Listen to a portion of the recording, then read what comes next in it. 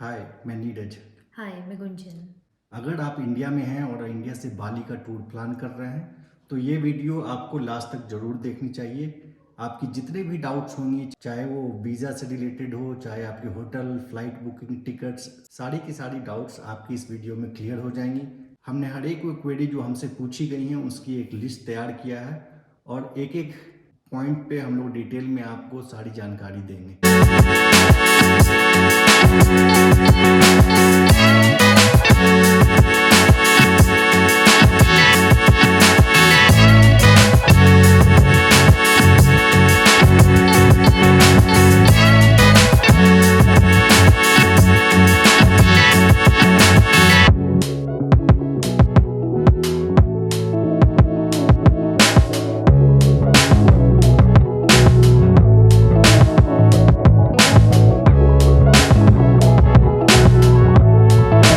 बाली Indian travellers के लिए एक हॉट डेस्टिनेशन मानी जाती है, स्पेशली न्यूली मैरिड कपल्स के लिए। तो आइए हम बिना टाइम वेस्ट किए एक एक करके हर टॉपिक्स के बारे में डिस्कस करते हैं। सबसे पहला कि आपको बाली कब जाना चाहिए।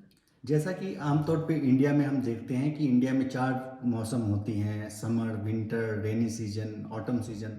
पर बाली में सिर्फ 2 तरह के सीजन होती हैं। एक होता है ड्राई सीजन और दूसरा वेट सीजन। ड्राई सीजन मतलब जिसमें बारिश नहीं होती है, वो आइडियल टाइम माना जाता है जिस पे कि आप बाली आपको जाना चाहिए। और एक होता है वेट सीजन। अगर आप वेट सीजन में गए तो अगर आप लकी रहे तब तो आपको बारिश नहीं मिलेगी। पर ऐसा भी हो सकता है कि अगर आपने 7 दिन का टूर प्लान किया है और आप वेट सीजन में गए तो पूरी की पूरी 7 दिन इतनी बारिश होती रहेगी कि आप होटल से बाहर भी नहीं निकल पाएंगे। बाली का जो ड्राई सीजन होता है वो मई टू सितंबर होता है। और जो वेट सीजन होता है अक्टूबर से मार्च के बीच में होता है। हालांकि हम लोग खुद वेट सीजन दिसंबर में गए थे, पर हम लोग लकी थे। हम लोग वहाँ 7 दिन के लिए गए थे और जिस दिन हम निकल रहे थे सिर्फ उस दिन बारिश हुई जब हम लोग एयरपोर्ट की तरफ आ रहे थे। पर उससे पहले वहाँ पे हमें एक भी दिन बारिश नहीं मिला। लेकिन वहाँ के लोकल से हमने बात की और वो लोग कहते हैं कि नवंबर, दिसंबर, जनवरी ये तो बिल्कुल भी वहाँ पे काफ़ी ज़्यादा बारिश होती है। उस टाइम पे नॉर्मली अवॉइड करना चाहिए। दूसरा है कि आपको कौन सी फ़्लाइट लेनी चाहिए और कौन सा रूट लेना चाहिए, क्योंकि इंडिया से बाली की कोई भी डायरेक्ट फ़्लाइट नहीं है। नॉर्मली जितने भी यूट्यूबर्स हैं और जो आप यूट्यूब पे बाली से रिलेटेड वीडियो देखते हैं वो इसके बारे में नहीं बताते हैं। पर ये एक बहुत इंपॉर्टेंट एस्पेक्ट है क्योंकि बाली जाना एक लंबा ट्रैवल होता है। आपको कोई डायरेक्ट फ्लाइट नहीं है इंडिया से। या तो आप मलेशिया जाते हैं कुआलालंपुर एयरपोर्ट, या आप सिंगापुर एयरपोर्ट जाएंगे, या वियतनाम, और वहाँ से कनेक्टिंग फ़्लाइट्स होती हैं। तो इसलिए ये इम्पॉर्टेंट है कि आप रूट कौन सा डिसाइड करें। इसमें तो आंख बंद करके आप लोगों को जो भी फ्लाइट लें कनेक्टिंग, वो सिंगापुर से कनेक्टिंग लें। क्योंकि अगर आपने गलती से कुआलालंपुर एयरपोर्ट के कनेक्टिंग फ़्लाइट ले लिया तो कुआलालंपुर एयरपोर्ट पे कोई भी फैसिलिटी नहीं है। कुआलालंपुर से बेटर टू इंडिया का कोई भी टियर 2 सिटी का एयरपोर्ट है। और सिंगापुर एयरपोर्ट जो है वो वर्ल्ड का one of the best award winning airport है। अगर आपको कनेक्टिंग में ज़्यादा टाइम भी सिंगापुर में वेट करना पड़े तो भी कोई प्रॉब्लम नहीं, आप सिंगापुर के थ्रू ही लें। कुआलालंपुर बिल्कुल अवॉइड करें। सिंगापुर पे आप शॉपिंग कर सकते हैं। वहाँ की एयरपोर्ट पे खाने पीने से लेके हर चीज़, कोई भी चीज़ की आपको प्रॉब्लम नहीं आएगी।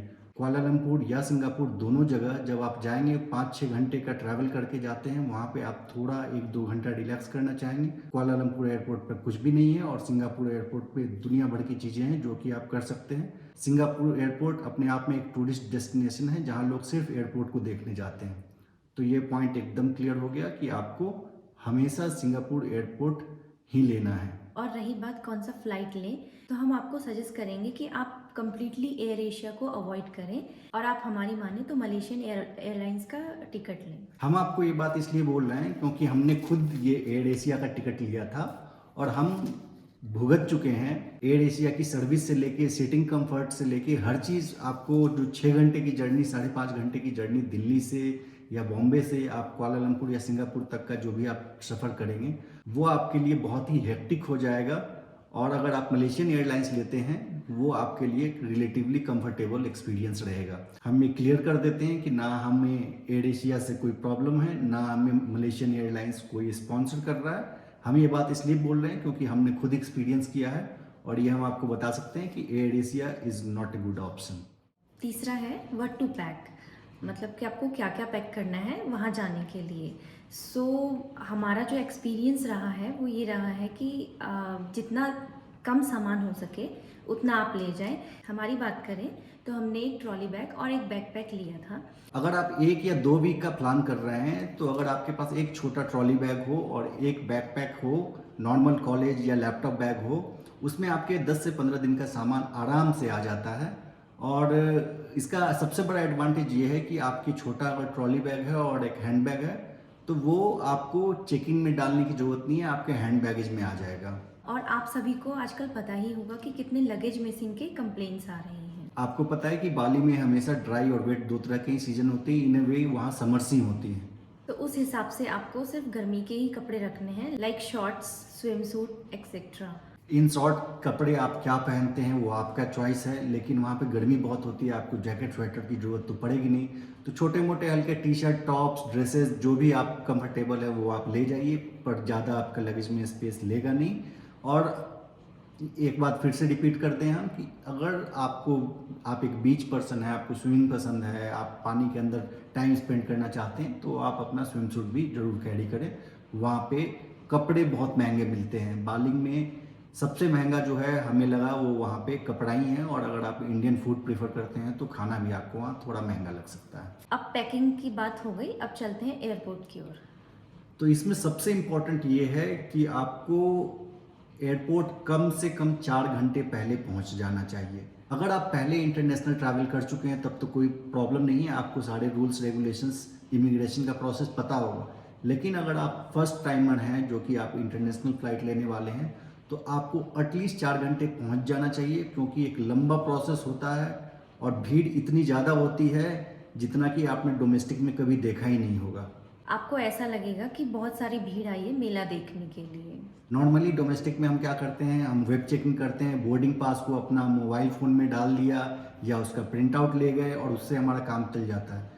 लेकिन आपके पास भले ही चेकिंग बैगेज नहीं है, इंटरनेशनल में आपको इस तरह का बोर्डिंग पास आपको काउंटर से जाके ही लेना पड़ेगा, उसमें काफ़ी ज़्यादा भीड़ होती है। उसके बाद अगर आपने बोर्डिंग पास ले लिया, फिर आपकी आती है इमिग्रेशन की लाइन, और इमिग्रेशन में जो भीड़ होती है वो आपने कभी एक्सपीरियंस नहीं किया होगा डोमेस्टिक फ़्लाइट लेते वक्त। और जब आपका इमिग्रेशन का लाइन लंबा क्रॉस करके आप इमिग्रेशन कंप्लीट करते हैं, फिर जाके आपका सिक्योरिटी चेक होता है, सिक्योरिटी चेक में फिर से आपको लाइन लगाना पड़ता है, उसके बाद आप जाकर फ्लाइट बोर्ड करने के लिए रेडी हो पाते हैं। तो इसलिए एटलीस्ट 4 घंटे पहले आप एयरपोर्ट ज़रूर पहुंच जाएं। अब जब आप बाली पहुंच गए हैं तो आपको वीज़ा ऑन अराइवल में कौन कौन से डॉक्यूमेंट चाहिए, अब उसकी बात करते हैं। बाली जाने के लिए इंडियन सिटीजन्स को पहले से कोई वीज़ा अप्लाई करने की ज़रूरत नहीं पड़ती है। आप जैसे ही बाली पहुंचते हैं वहाँ एयरपोर्ट पे ही वीज़ा ऑन अराइवल का प्रोसेस स्टार्ट होता है, और वहाँ पे आपको $35 का पर पर्सन फ़ी देना होता है। उसके बाद आपको वीज़ा ऑन अराइवल मिल जाता है, जो कि आपके कुछ इस तरह का आपको वहाँ पे स्टैंप लग जाता है, और इस पे वो अपना स्टिकर लगा देते हैं बाली वाले। और ये जो आप $35 पे करते हैं, जो कि लगभग 5,000 इंडोनेशियन रुपीज़ होती है, सॉरी 500,000 इंडोनेशियन रुपीज़ होती है, उसका रिसिप्ट आपको वैसे मिल जाता है। तो सबसे पहला डॉक्यूमेंट जो आपको बाली जाने के लिए चाहिए वो है आपका पासपोर्ट। पासपोर्ट एक मैंडेटरी डॉक्यूमेंट है, इसके बिना तो आप ट्रैवल इंडिया से ही बाहर नहीं निकल पाएंगे, क्योंकि इमिग्रेशन में भी आपको जो इंडियन इमिग्रेशन है वो आपको इस पर एक स्टैंप लगाती है। और उसके बाद जब आप यहाँ से लीव करते हैं तब, और उसके बाद अराइवल पे भी जो इंडियन इमिग्रेशन है वो आपको स्टैंपिंग करती है, और वीज़ा में भी स्टैंप होगा। तो आपके लिए पासपोर्ट तो एक मस्ट डॉक्यूमेंट है। और आपका पासपोर्ट मिनिमम 6 महीने के लिए वैलिड होना चाहिए। इसका मतलब ये है कि अगर आपका पासपोर्ट 6 महीने से पहले एक्सपायर होने वाला है तो वहाँ जाने से पहले आपको अपना पासपोर्ट रिन्यू करवाना चाहिए। पासपोर्ट के बाद आता है रिटर्न टिकट। जब आप वहाँ पे काउंटर पे जाते हैं वीज़ा ऑन अराइवल के, तो आपसे पूछते हैं कि आप यहाँ कब तक हो, कब वापस जाओगे। तो कई बार नहीं भी पूछते हैं, पर कई बार मांग लेते हैं कि आप अपना रिटर्न टिकट दिखाओ। तो आपके पास जब वहाँ पहुँच रहे हैं तो वहाँ से वापस आने का भी रिटर्न टिकट होना चाहिए। इसलिए आप वेल इन एडवांस जाने का भी टिकट ले लें, और आने का भी टिकट जो है वहाँ से रिटर्निंग टिकट भी ले लें। नेक्स्ट है होटल बुकिंग। वैसे ये मैंडेटरी तो नहीं है, बट कई बार पूछ लेते हैं कि आप कहाँ रुकने वाले हैं और आपके पास उसका क्या प्रूफ है। इसलिए यही बेटर होगा कि आप पहले से ही होटल बुकिंग करके जाएं। होटल बुकिंग्स को हम लोग नॉन मैंडेटरी इसलिए बोल रहे हैं क्योंकि हमसे नहीं पूछा था। पर नॉर्मली इंटरनेशनल डेस्टिनेशंस पे आपकी आइटनरी चेक करते हैं कि आप कहाँ रहने वाले हैं, कोई जहाँ आप जा रहे हैं वहाँ आपके पास रहने का कोई ठिकाना है या नहीं। इसलिए बेटर है कि आप अपने होटल्स पहले से बुक करके जाएं। अगर आप चाहते हैं कि आप होटल पहले से बुक ना करें और आप वहीं जाके एक्सप्लोर करके होटल बुक करना चाहते हैं, तो इसके लिए बेस्ट सॉल्यूशन ये है कि आप agoda.com पे जाएं। अगोड़ा पे आप अपने होटल बुक करें और अगोड़ा पे मोस्टली होटल्स में ऐसा ऑप्शन होता है कि आप पे लेटर डेट पे, या आपको लेट से अगर आपकी 20 तारीख को चेक इन है होटल में तो आपके 18 तक आप पे कर सकते हैं। तो आप एक बार बुक कर लो बिना पे किए हुए। जब आप बुक करेंगे आपके एक ईमेल पे कंफर्मेशन, बुकिंग कंफर्मेशन आ जाता है। आप उस बुकिंग कंफर्मेशन का प्रिंट आउट ले लो और फिर आप फिर वापस कैंसिल कर दो उसको। आपके पैसे भी नहीं लगेंगे और आपके एक आ जाएंगे, क्योंकि एयरपोर्ट पे इतना वेरीफाई तो नहीं करते होटल को कॉल करके कि आपने सच में बुक किया है या नहीं किया है। तो आप ये प्रोसेस यूज़ कर सकते हैं। नेक्स्ट है वैक्सीनेशन सर्टिफिकेट। ये एब्सोल्युटली मस्ट है। एटलीस्ट आपको 2 डोजेस लगी होनी चाहिए और उसकी आपके पास हार्ड कॉपी भी होनी चाहिए। जैसा कि इंडिया में contact tracing app Aarogya Setu है, वैसे ही इंडोनेशिया का भी अपना एक ऐप है जिसका नाम प्रोनाउंस करना हमारे बस की बात नहीं है, पर उसका स्क्रीनशॉट और लिंक आपको डिस्क्रिप्शन में दे देंगे। ये ऐप भी मैंडेटरी होता है और आपका जो वैक्सीनेशन सर्टिफिकेट है उसको एक प्रोसेस होता है, उसके अंदर जाके उस ऐप में आपको अपना वैक्सीनेशन सर्टिफिकेट क्लेम करना पड़ता है। पर हम आपको सजेस्ट करेंगे, क्योंकि आजकल कोविड के केसेस कम हो गए हैं तो इसको इतना सीरियसली वो लोग नहीं लेते, पर आपका हार्ड कॉपी तो डेफिनेटली चेक करेंगे। तो हम आपको सजेस्ट करेंगे कि जो ऐप है आप अपने फ़ोन में ऑलरेडी डाउनलोड करके रखिए, उसमें अपना प्रोफाइल बना कर रखिए और वैक्सीनेशन सर्टिफिकेट को क्लेम मत कीजिए।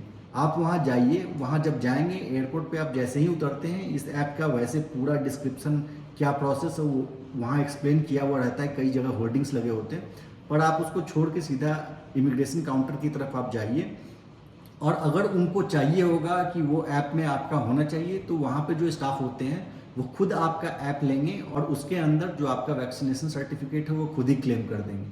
हम जब गए थे अभी कुछ दिनों पहले, तो चूंकि अभी कोविड के केसेस कम है तो हमसे तो वो ऐप चेक नहीं किया था, लेकिन हाँ vaccination certificate hard copy 100% check करते हैं। तो वो आपके दोनों डोज लगे होने चाहिए और वो आपके पास हार्ड कॉपी होनी ही चाहिए।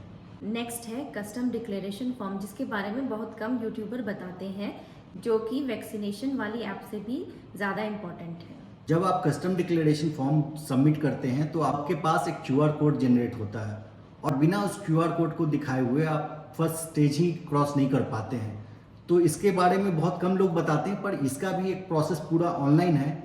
इसकी एक वेबसाइट है इंडोनेशियन गवर्नमेंट की, जहाँ पे आपको कस्टम डिक्लेरेशन फॉर्म फिल करना पड़ता है। उसमें आपको बस कुछ चीज़ें टिक मार्क करना होता है और सबमिट करना पड़ता है। कि सबमिट करने पे आपके पास एक क्यूआर कोड जनरेट होता है। उस क्यूआर कोड को आपको डाउनलोड करके अपने फ़ोन में रखना पड़ता है और फर्स्ट स्टेज पे ही आपके पास वो कस्टम डिक्लेरेशन फॉर्म का क्यूआर कोड मांगते हैं। उसको वो स्कैन करते हैं क्यूआर कोड को और उसमें आपका डिटेल और उनके पास आ जाता है। फिर आप फर्स्ट स्टेप क्रॉस करते हैं। इसलिए कस्टम डिक्लेरेशन फॉर्म बहुत इंपॉर्टेंट है। इसका प्रोसेस ऑनलाइन है और ऑनलाइन के लिए आपको कहाँ जाना है उसका लिंक डिस्क्रिप्शन बॉक्स में आपको मिल जाएगा। उस पर आप क्लिक करके कस्टम डिक्लेरेशन फॉर्म फिल कर सकते हैं। नेक्स्ट है ट्रैवल इंश्योरेंस। बहुत सारे कंट्रीज़ में ये मैंडेटरी होता है, बट इंडोनेशिया में ये मैंडेटरी नहीं है। पर फिर भी हम सजेस्ट करेंगे कि आप ट्रैवल इंश्योरेंस ले लें। पर पर्सन 500-600 रुपये का खर्च आता है। जैसा कि हमने यात्रा.com से अपना फ्लाइट टिकट बुक किया था तो वहाँ पे हमने एक ऑप्शन आता है इंक्लूड ट्रैवल इंश्योरेंस, तो 500-600 रुपये पर पर्सन पड़ता है। इसके एडवांटेज कई सारे हैं। इन केस आपका लगेज गुम हो गया, कोई मेडिकल इमरजेंसी आती है, आपकी फ़्लाइट कैंसिल हो जाती है, कई सारे केसेस में आपका ट्रैवल इंश्योरेंस आपको कवर करता है और आपके पैसे सेव करता है। ट्रैवल इंश्योरेंस जैसा कि हर इंश्योरेंस होता है कि हम लोग ले तो लेते हैं पर सोचते हैं कि कभी हमें यूज़ ना करना पड़े, पर फिर भी किसी अनटूवर्ड इंसिडेंट के लिए हमें प्रिपेयर रहना चाहिए और वी वुड स्ट्रांगली रिकमेंड कि आप ट्रैवल इंश्योरेंस ले लें। तो बस आपको यही सारे डॉक्यूमेंट्स चाहिए होते हैं। अगर ये सारी प्रोसेस आप पूरा कर लें तो आपको वीज़ा ऑन अराइवल मिल जाएगा और उसके बाद आप बाहर निकल सकते हैं। जैसे ही आप बाहर निकलते हैं तो आपको सबसे पहले ज़रूरत पड़ेगी इंडोनेशियन करेंसी की। उसके लिए हम आपको सजेस्ट करेंगे कि आप इंडिया से ही एटलीस्ट $200 कैरी करके जाएं। बहुत सारे मनी एक्सचेंज वाले आपको इंडिया में हर जगह मिल जाएंगे। आप ऑनलाइन भी बुक कर सकते हैं, इंडियन एयरपोर्ट पे भी आपको मिल जाएगा। तो आप $200 जो कि लगभग आपको 15-16 हज़ार रुपये, 17 हज़ार रुपये के आजकल 80 का, 85 का, 82 का रेट चल रहा है, तो 16-17 हज़ार रुपये होंगे। $200 आप अपने पास कैरी करें, क्योंकि $70 तो आपके वीज़ा ऑन अराइवल के फीस में चले जाएंगे अगर आप लोग दो लोग हैं, और बाकी $130 जो है उसको आप वहाँ एयरपोर्ट से बाहर निकल के आप इनकैश कर सकते हैं। हालांकि हम आपको यही सजेस्ट करेंगे कि आप करेंसी कन्वर्जन जो है अपने होटल पहुंचकर ही करवाएं, क्योंकि एयरपोर्ट पे जो रेट्स हैं वो काफ़ी हाई हैं। होटल पहुंचने से मतलब कि आप एयरपोर्ट से बाहर निकल जाएं और अपने होटल जाने के बाद फिर वहाँ के लोकेलिटी या कहीं भी एयरपोर्ट के बाहर अगर आप जाके आप करेंसी कन्वर्ट कराएंगे तो आपके लिए बेटर रहेगा, क्योंकि एयरपोर्ट के रेट्स बहुत ज़्यादा है। अगर आपको $1 पे 14,000 या 14,500 इंडोनेशियन रुपीज़ मिल रहा है, तो वही आपको बाहर 15,000 या 15,000 से भी ज़्यादा मिलेगा। तो काफ़ी डिफरेंस हो जाता है कन्वर्जन रेट में। जैसे कि हम लोग जब एयरपोर्ट पे पहुंचे थे तो वहाँ पे कई सारे एटीएम्स होती हैं जहाँ से आप पैसे निकाल सकते हैं, और एक एटीएम मशीन से मैक्सिमम 25 लाख इंडोनेशियन रुपीज़ निकलते हैं। तो मैंने वहाँ से 25 लाख इंडोनेशियन रुपीज़ निकाला, जो कि आपके जब आपके पास मैसेज आता है तो अप्रॉक्स 13,300 13,500 इतना करीब आपका डिडक्ट होता है। बाली में आप इंडियन डेबिट कार्ड और क्रेडिट कार्ड यूज़ कर सकें, इसके लिए सबसे इम्पोर्टेंट ये है कि आप उसमें इंटरनेशनल ट्रांजैक्शंस जो है एक्टिव करवा लें। आप किसी भी बैंक का कार्ड यूज़ करते हो तो उसके मोबाइल ऐप या इंटरनेट बैंकिंग में जाएंगे तो उस कार्ड का international payments, international transaction, international POS transaction, international cash withdrawal, ये एक्टिव करके उसमें लिमिट सेट करने की एक ऑप्शन होती है। तो आप जाके एक एटलीस्ट 25,000 या 50,000 का आप लिमिट सेट कर लें, कैश विड्रॉल का भी और ट्रांजैक्शन का भी। बाली में आपको एटीएम की कोई इशू नहीं होगी, हर स्टोर में हर जगह आपको एटीएम मिल जाएगा, और आप आराम से कन्वर्ट कराने के चक्कर में ना पड़े। आराम से आप जाएं इंडियन डेबिट या क्रेडिट कार्ड यूज़ करके, और एटीएम से आप पैसा, वीज़ा हो या मास्टर कार्ड कोई भी आप यूज़ करते हो, रुपे कार्ड वहाँ नहीं चलेगा। अगर आपके पास वीज़ा या मास्टर कार्ड है आप आराम से एटीएम से पैसे निकाल सकते हैं और लोकल ट्रांजेक्शन के लिए आप यूज़ कर सकते हैं। इंडियन रुपीज़ को आपको वहाँ पे कन्वर्ट कराने की कोई ज़रूरत नहीं है। आप इंडियन रुपीज़ को जैसे लेके गए हैं वैसे लेके आइए और अपना डेबिट या क्रेडिट कार्ड पे इंटरनेशनल ट्रांजैक्शन एक्टिव कर लीजिए और फिर आप वहाँ पे जाइए। नेक्स्ट है सिम कार्ड और मोबाइल ऐप्स। अगर आप मैक्सिमम 1 वीक के लिए जा रहे हैं तो वी डोंट थिंक कि आपको सिम कार्ड की ज़रूरत है, क्योंकि आप जहाँ भी जाएंगे, जहाँ भी ट्रैवल करेंगे बाली में, वहाँ पर आपको वाईफाई अवेलेबल होगा। बस आपको पूछने की देरी है। आप किसी से भी बोलेंगे आपको वाईफाई का पासवर्ड वहाँ हर एक रेस्टोरेंट में, हर एक होटल वाले आपको दे देंगे। तो वाईफाई अगर आपके पास है तो आपको ज़रूरत नहीं पड़ती वहाँ सिम कार्ड लेने की। पर फिर भी अगर आप सिम कार्ड लेना चाहते हैं तो जैसे ही आप एयरपोर्ट से जैसे ही आप एग्जिट करने वाले होते हैं तो एग्जिट पे बहुत सारे वहाँ पर जो सिम कार्ड ऑपरेटर्स हैं वो आपको अपना शॉप खोल के बैठे होते हैं और आपके खुद ही आपको अप्रोच करेंगे कि आप सिम कार्ड ले लो। 5 मिनट में सिम कार्ड एक्टिवेट होता है। जो भी प्लान आपको सूट करता हो आप लेके सिम कार्ड ले सकते हैं। अगर आप 1 वीक से ज़्यादा रुक रहे हैं, अगर आप 15 दिन या 30 दिन या 20 दिन के लिए, तब आप ले सकते हैं, क्योंकि वहाँ पे डेटा और इन सब चीज़ों के लिए आपको सिम कार्ड की ज़रूरत पड़ेगी आउटडोर में। वैसे जब तक आप होटल या किसी रेस्टोरेंट में हैं तब तक तो आपको ज़रूरत नहीं पड़ेगी सिम कार्ड की। ऐप की बात करें तो वहाँ एक सुपर ऐप चलती है जिसका नाम है ग्रैब। अगर आपको अपनी राइड बुक करनी है या आपको खाना ऑर्डर करना है तो बस आपको एक ही ऐप से काम चल जाएगा। तो ग्रैब इंडिया का स्विगी और ऊबर, स्विगी जोमेटो और ऊबर ओला का एक मिक्सचर है। आपको वहाँ पर राइड बुक करना है, कैब बुक करना है या फिर आपको फूड बुक करना है तो अक्रॉस बाली कहीं से भी वो आपको फूड डिलीवर आपके होटल में या आप जहाँ पे भी हैं वहाँ पे आप कर सकते हैं। इवन वो लोग जो है वाईफाई पे आपको कॉल करके आपको नोटिफाई करते रहेंगे। मतलब अगर आपके पास वहाँ का नंबर नहीं भी है तो भी आप ये ऐप को इंस्टॉल कर सकते हैं, और जो ऐप पे वाईफाई कॉलिंग या इंटरनेट कॉलिंग के थ्रू या मैसेज के थ्रू आपको कांटेक्ट करते रहेंगे उनके ड्राइवर या जो फूड डिलीवरी एग्जीक्यूटिव होते हैं। तो एक हैसल फ्री एक्सपीरियंस, और ख़ास करके आप कहीं ऐसे जगह पे जहाँ पर आपको इंडियन फूड नहीं मिल रहा है तो वहाँ पे आपको ग्रैब काफ़ी काम आएगा। अगर आसपास वॉकिंग डिस्टेंस में इंडियन रेस्टोरेंट नहीं है तो आप ग्रैब पे ढूंढ के बाली में अराउंड 15-20 किलोमीटर तक भी कहीं पे भी अगर इंडियन रेस्टोरेंट होगा तो वहाँ से खाना ऑर्डर करके आप अपने होटल में मंगवा सकते हैं। तो नेक्स्ट है वेयर टू स्टे। ये अगर आप इंडियन हैं, खास करके वेजिटेरियन इंडियन हैं, नॉर्थ इंडियन हैं या साउथ इंडियन है, कहीं से भी हैं, और आप फूड के मामले में काफ़ी पर्टिकुलर हैं, आपको नॉर्मली सी फूड या बाहर के खाने पसंद नहीं आते, तो आपके लिए कहाँ रहना है बाली में ये बहुत इम्पोर्टेंट हो जाता है, क्योंकि बाली में हर जगह आपको इंडियन फूड नहीं मिलता है और खाने का आपको इश्यू हो सकता है। जैसे हम लोग वेजिटेरियन हैं और हम लोग प्रेफर करते हैं कि प्योर वेज कोई रेस्टोरेंट हो तो हम प्रेफर करते हैं। तो वैसे अगर आप भी हैं तो आपके लिए जो बेस्ट प्लेस जो रहने के लिए होगा वो है कूटा। आपको हम सजेस्ट करेंगे कि आप कूटा में ही होटल बुक करें और वहीं से आपको उबुद जाना हो, नूसा दुआ जाना हो, उलवाटू जाना हो, कहीं पे भी जाना हो, आप वहीं से अप डाउन करें, क्योंकि कूटा में कम से कम 4 से 5 इंडियन रेस्टोरेंट हैं जहाँ पे आपको इंडियन फूड मिल जाएगा, और एक वहाँ पे प्योर वेज इंडियन रेस्टोरेंट भी है जो कि और कहीं पे भी बाली में हमने नहीं देखा। सेकंड जो बेस्ट ऑप्शन है, अगर आप किसी एकदम बीच के किनारे रहना चाहते हैं तो आप नूसा दुआ में रह सकते हैं। नूसा दुआ में भी 4-5 इंडियन रेस्टोरेंट हैं, पर वहाँ पे हमने एक भी प्योर वेज रेस्टोरेंट नहीं देखा। थर्ड ऑप्शन है उबूद। काफ़ी लोग उबूद में रहते हैं, पर हम फ्रैंकली स्पीकिंग उबूद को बोलेंगे अवॉइड करने को, क्योंकि उबूद में रहने से अच्छा है आप इंडिया में किसी हिल स्टेशन चले जाओ या इंडिया में कहीं पे घूम के आ जाओ। उबूद में राइस फील्ड्स और कई सारे वहाँ पे थोड़े से जंगल वंगल हैं, वहाँ पे आप जाके रह सकते हो। वहाँ पे भी आपको इंडियन रेस्टोरेंट 2-3 मिल जाएंगे, पर प्योर वेज के ऑप्शन तो हमें नहीं दिखे। हाँ, वहाँ पे उबूद में वेगन रेस्टोरेंट बहुत सारे हैं, पर वो इंडियन वेगन नहीं है। वीगन के नाम पे आपको जो चीज़ें वहाँ देंगे वो आपको, खास करके अगर आप बहुत आपको एक्सपोजर नहीं है फॉरेन फूड का, तो वीगन के नाम पर जो आपको देंगे वो शायद आपको पसंद ना आए।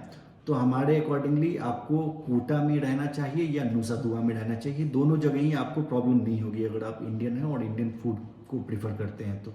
उसके अलावा आप उबुद, उलवाटू कहीं पे भी जो आपको अच्छा लगता है वहाँ रह सकते हैं, पर हमारा सजेशन तो यही होगा कि आप कूटा या नूसा दुआ में आप अपना होटल बुक करें।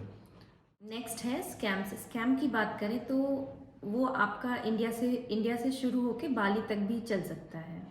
इंडिया से हम इसलिए कह रहे हैं कि हमने देखा है कि जब हम बाली में थे तो कई सारे लोग वहाँ पे फ़ोन पे अपने ट्रैवल एजेंट से लड़ रहे होते थे कि हमारा होटल ख़राब है, हमें होटल चेंज करवा दो। तो जब आप बाली जाने का टूर प्लान कर रहे हैं, हम सजेस्ट करेंगे कि इंडिया में कोई लोकल ट्रैवल एजेंट को कांटेक्ट ना करें। हर चीज़, वीज़ा ऑन अराइवल से लेके ट्रैवल, हर चीज़ आप खुद से मैनेज कर सकते हैं, बिल्कुल भी डिफ़िकल्ट नहीं है। आपको कोई भी डाउट हो आप हमसे पूछिए, कमेंट कीजिए, हम आपको बता देंगे, लेकिन बिल्कुल भी ज़रूरत नहीं पड़ती है। तो सबसे पहला स्कैम, आप इंडियन किसी लोकल ट्रैवल एजेंट के पास फंस जाते हैं जो कि आपसे पैसे ले लेता है, और आप जब आप बाली में पहुंचते हैं तो उनका बाली में कोई कांटेक्ट नहीं होता है प्रॉपर, और वहाँ पे आपको काफ़ी प्रॉब्लम फेस करना पड़ता है। नेक्स्ट स्कैम होता है जब आप बाली पहुंचते हैं। बाली पे वैसे बहुत safe, one of the safest place है। जब जितने भी जगह हम लोग गए हैं अभी तक, उसमें बाली हमें वन ऑफ द सेफेस्ट और बहुत अच्छा जगह लगता है। लेकिन छोटे मोटे स्कैम्स वहाँ भी होते हैं। फॉर एग्जाम्पल, जब आप एयरपोर्ट पे उतरते हैं तो हो सकता है कि एयरपोर्ट का कोई क्लीनिंग स्टाफ या कोई स्टाफ आपको दिखे और कहे कि ये, और नॉर्मली आधे घंटे का लाइन लगता है वीज़ा ऑन अराइवल को, आप देखो वहाँ पे खाली काउंटर है, आप मुझे $20 दो, मैं वहाँ से आपका प्रोसेस करवा दूंगा। अगर आपको कोई खाली काउंटर वो दिखा रहा है तो आप उस खाली काउंटर पर खुद चले जाएं, वहाँ पर वो आपका काम फ्री में कर देंगे और आपको किसी को कोई अलग से पैसे देने की ज़रूरत नहीं है। और दूसरा जो छोटा मोटा स्कैम होता है, जो कि जैसे इंडिया में भी होता है, आपको जैसे मॉल के बाहर आपको कूपन और वाउचर्स बेचने की कोशिश करते हैं, वो पकड़ाते रहते हैं। उस तरह के वहाँ पे भी आपको होगा कि कुछ आपको कहीं मार्केट में मिल जाएगा, आपको कोई कूपन देंगे और बोलेंगे आपको 3 नाइट 4 डे आपको फ्री में हम होटल में अपने रखेंगे, आपको फ्री होटल स्टे आपको देंगे। ऐसे में आपको इन सब की बातों में बिल्कुल नहीं आना है। अगर आपको इस तरह के कोई कूपन वाउचर देने की कोशिश कर रहा है, आप उसको बिल्कुल अवॉइड करें, क्योंकि वो आपको टाइम वेस्ट करेगा। पैसा तो खास उसमें आपका कोई नहीं होता, लेकिन वैसे केस में आपका टाइम किल हो सकता है काफ़ी ज़्यादा। एक दिन आपका वेस्ट हो जाएगा। आपको बुला लेंगे अपने यहाँ कि होटल आपको स्टे देंगे, फिर वहाँ पर आपको अपना कोई मेंबरशिप या उस टाइप की चीज़ें बेचने की कोशिश करेंगे। इन जनरल बाली के लोग बहुत ही अच्छे होते हैं, बहुत हेल्पफुल होते हैं। उनके चेहरे पे हमेशा स्माइल होगी, चाहे होटल हो या कहीं पे आपका ड्राइवर हो, हर कोई आपको बहुत अच्छे से ट्रीट करता है और बहुत आपके लिए हेल्पफुल होंगे। जो आप कहेंगे वो आपके लिए हमेशा करने को तैयार रहेंगे। आज की वीडियो में बस इतना ही। अगर आपके कोई क्वेरीज हैं तो नीचे कमेंट बॉक्स पे कमेंट करें, हम आपकी क्वेरीज को सॉल्व करने की पूरी कोशिश करेंगे। इसके साथ ही अगर आपको ये वीडियो हेल्पफुल लगी हो तो हमारे चैनल को सब्सक्राइब करना ना भूलें। Thank you. Thank you.